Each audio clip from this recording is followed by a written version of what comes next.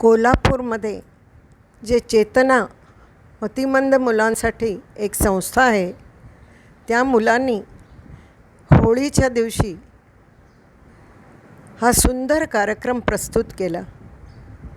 त्यांना एकदा बघा, वाटतं का त्यांच्यात काही कमी आहे?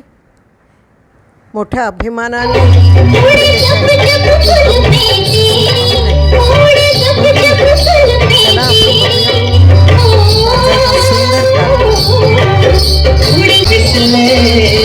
तो कैसे न नजर फिसले जिंद मेरी